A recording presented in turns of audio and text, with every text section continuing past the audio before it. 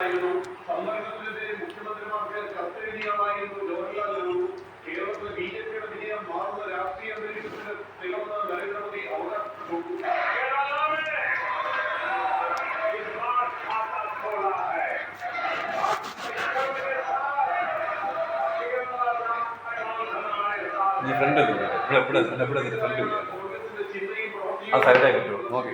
നരേന്ദ്രമോദിയുടെ പ്രസംഗം ആരംഭിച്ചപ്പോൾ പരിശുദ്ധമായിരുന്നു.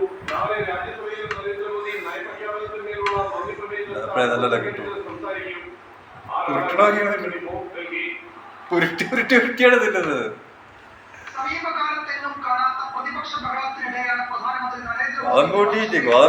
എന്നെ പോലെ അത്ര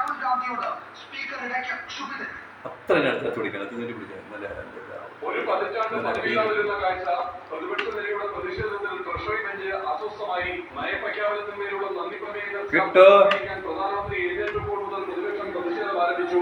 ചില പ്രസംഗത്തെയും തടസ്സപ്പെടുത്തി.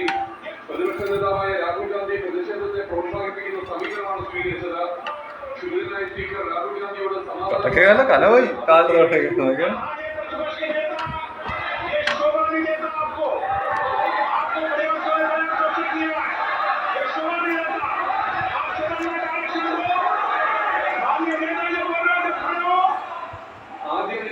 അല്പം പകച്ചതായി തോന്നിച്ചെങ്കിലും പിന്നീട് പ്രധാനമന്ത്രിയും സ്വതസിദ്ധമായ ശൈലിയിലേക്ക് മടങ്ങിയെത്തി.